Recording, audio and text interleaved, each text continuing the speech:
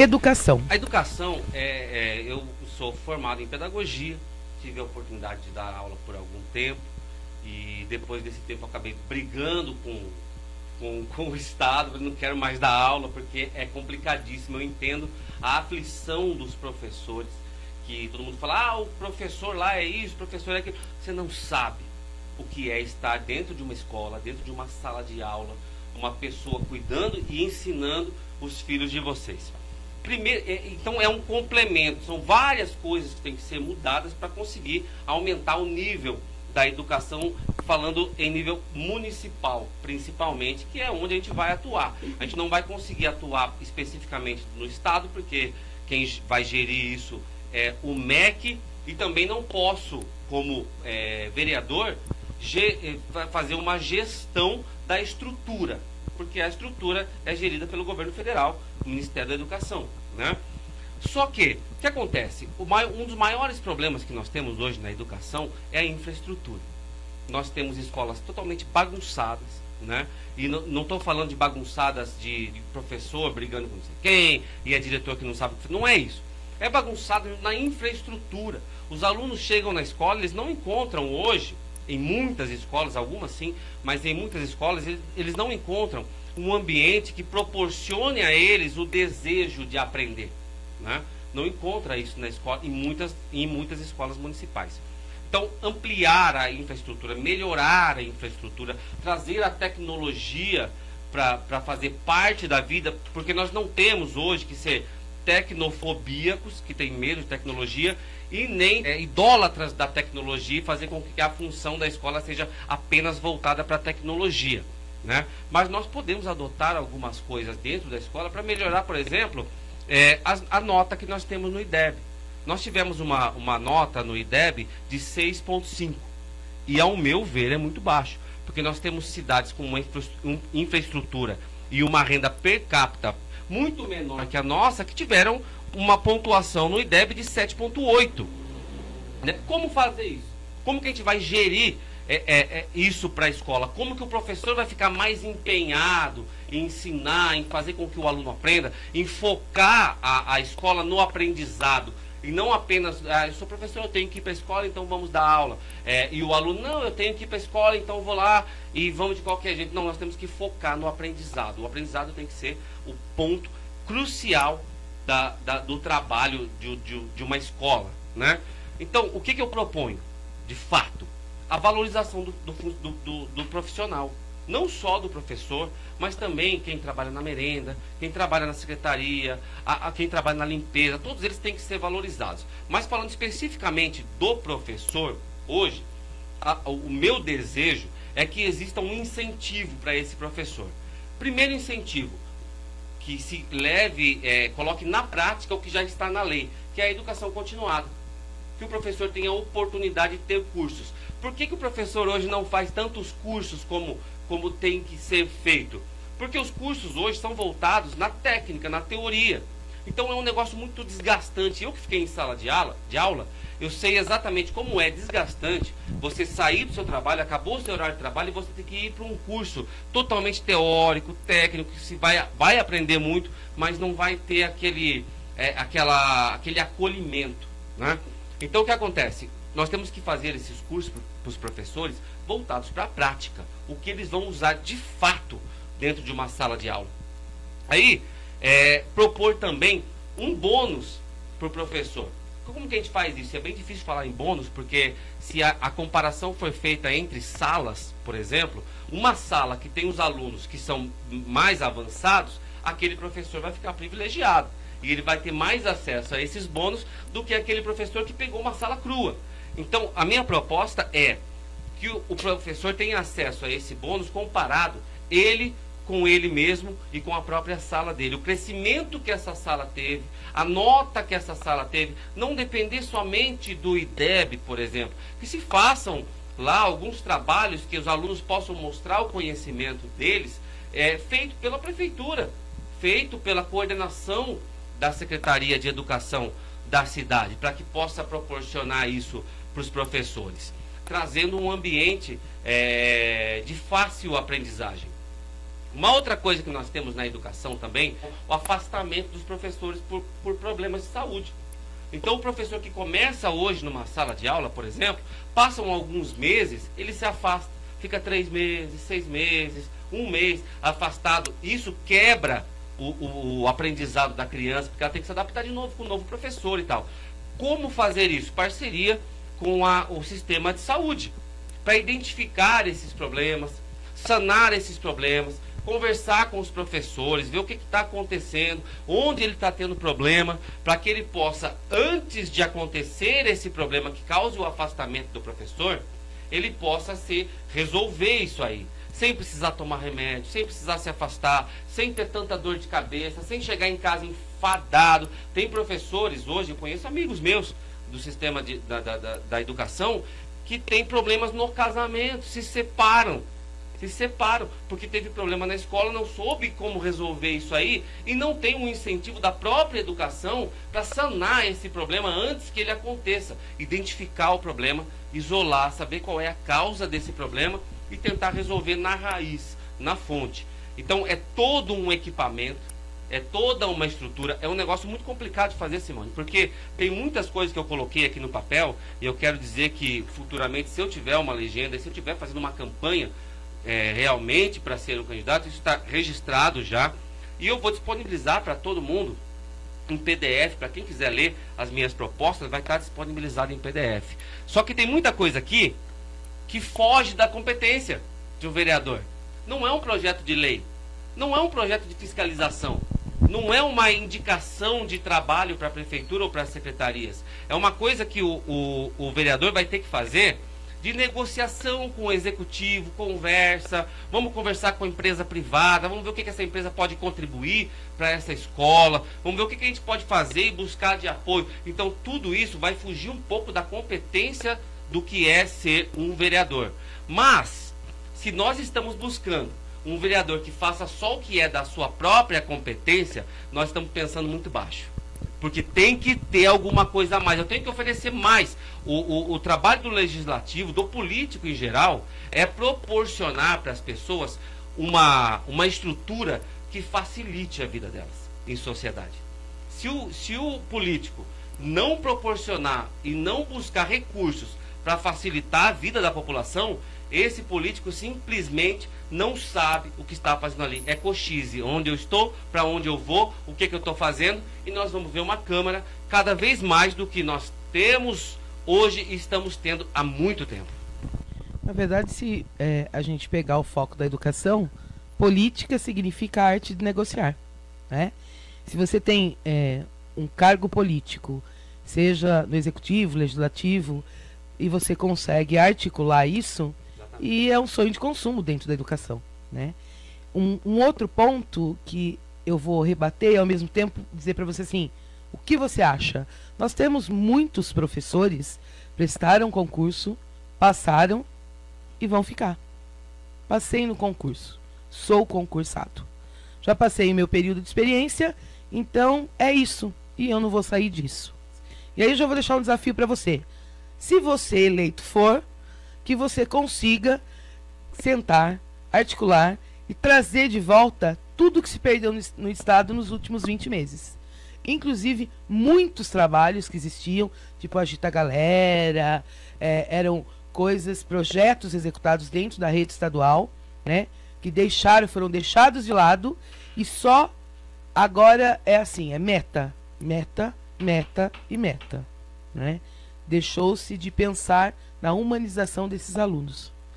Isso é um desafio. Veja bem, Simone, o que é interessante nunca se torna desinteressante.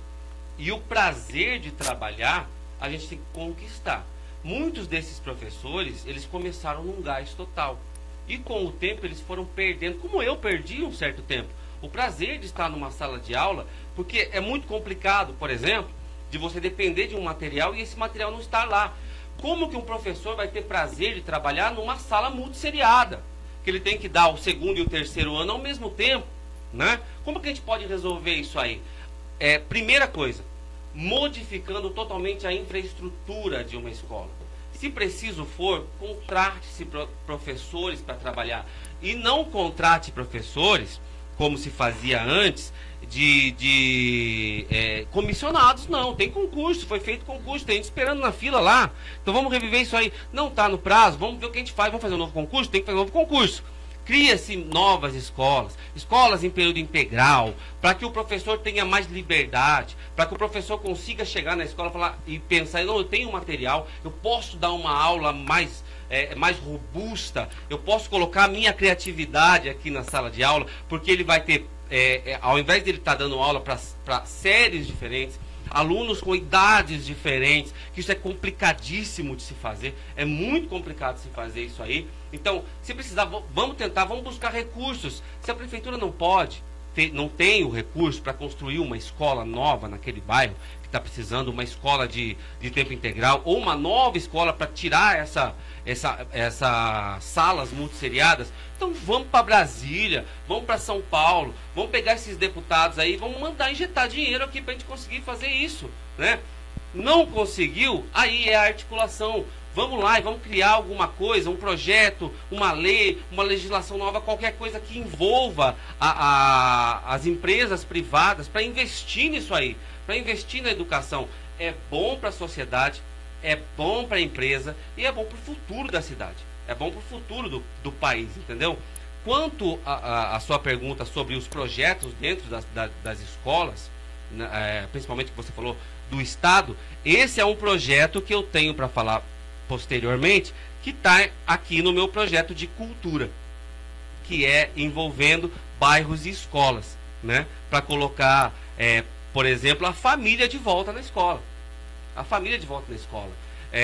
Me perguntaram esses dias, por exemplo, você quer colocar escolas em tempo integral para quê? Para as mães ficarem em casa sem fazer nada? Eu penso assim, eu não quero me importar com o que a mãe faz no tempo livre. Eu quero me importar com o que aquele aluno está recebendo no tempo que ele tem para receber. Não estou preocupado se a mãe não faz nada o dia inteiro. Eu quero investir na criança, no aluno, no aprendizado dele, na cultura dele. Porque se nós queremos um país melhor, uma cidade melhor, eu tenho que esquecer essa sociedade perdida que nós já temos aqui e vamos investir nessa nova sociedade, nesses jovens, nesses adolescentes, nessas crianças. E esse é um projeto que eu tenho aqui nas minhas 3 metas, que são educação, saúde e cultura. Eu tenho um projeto específico para colocar nas escolas que fala sobre cultura, sobre lazer, sobre esporte, para que a educação seja que essas coisas complementem a educação. Seja objetivo, salas de aulas multisseriadas existem em Bragança. Qual a solução? Mário, eu falei um pouquinho sobre isso. Muito obrigado pela sua participação. O Mário Douro é um professor que eu admiro demais, né? Admiro de verdade. É uma pessoa muito atuante aí nas redes sociais, polêmico, mas uma polêmica com toda a segurança da sabedoria de quem sabe exatamente o que está, né? Falando, né? Sabe exatamente o que está falando. Então é uma polêmica que gera pensamento. Isso eu gosto muito, viu, Mário Douro? Um beijo para você. Obrigado pela sua pergunta. E no meu modo de ver, humildemente, eu acredito que para resolver isso, das salas multisseriadas, como já dei uma pincelada aqui, é ampliando a infraestrutura da escola e, se necessário, for contratando professores, né? Professores que depois vão ser treinados, vão ter novos cursos voltados para a prática, como eu disse, e separar essas crianças para tirar esse fardo do professor. Porque não adianta eu chegar aqui e culpar e falar que o professor não presta, que o professor não faz direito, que o professor é ruim, se eu não tiver um olhar do professor e saber que condições ele tem de trabalho. Que condições um professor tem para trabalhar hoje? É ridícula são ridículas as condições que o professor tem para trabalhar hoje. Eu sei porque eu passei por isso, né? Eu sei que o professor chega numa sala de aula muitas vezes desmotivado, totalmente desmotivado.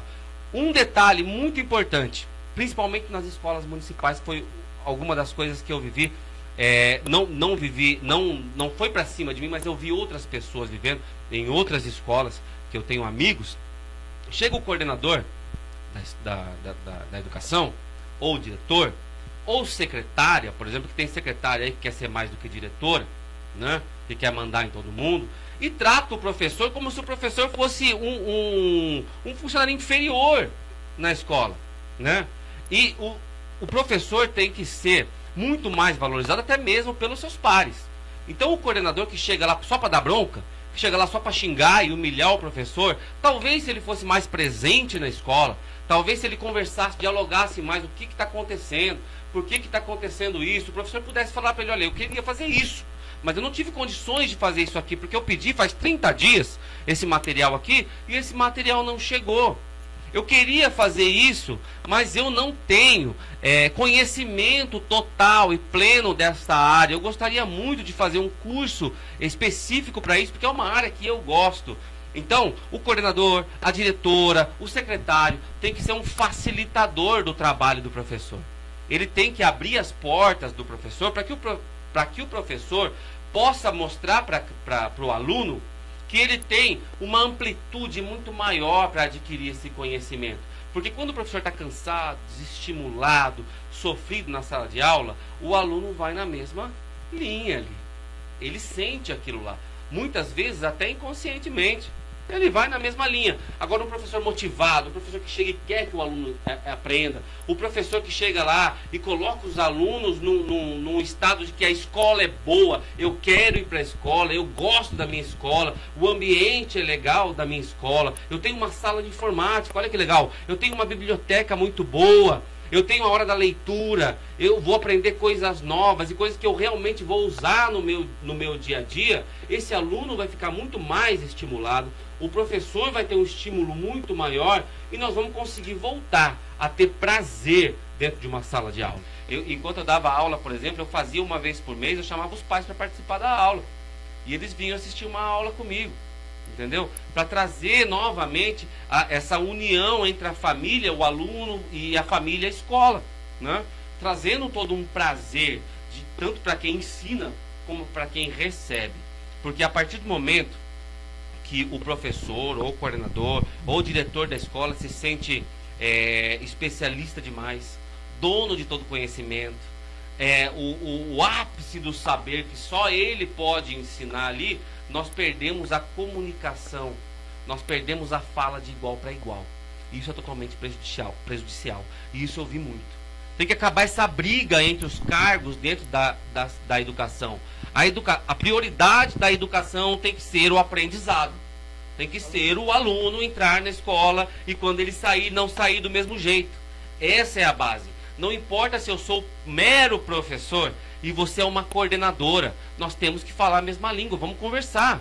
Não posso fazer isso por quê? Então eu posso fazer assim? Não, assim você pode. Então vamos fazer isso. Vamos chegar no meio termo e vamos focar no aprendizado da criança. Ao meu ver, falta isso. Falta maturidade nos cargos superiores. Também. Exatamente. Sou secretário de escola júnior há 18 anos, sendo que temos um plano de carreira que não são seguidos, pois temos ainda sênior e pleno. O que você poderia fazer sobre isso? Simples. Vamos fazer cumprir a lei. O vereador é um legislador acima de tudo. E se as leis já existem e não tem nenhum impedimento para que ela seja cumprida, então nós vamos buscar que essa lei seja cumprida. Se não for via executivo, se não for via município, nós vamos para o Ministério Público. Nós vamos para o governo federal e vamos brigar onde for que tiver que brigar. Posso dizer então que a gente vai ter um vereador que, independente de qual seja o partido, a liderança onde esteja, vai ser um vereador para fazer execução realmente do seu papel de vereador. Exatamente, mas essa é a função.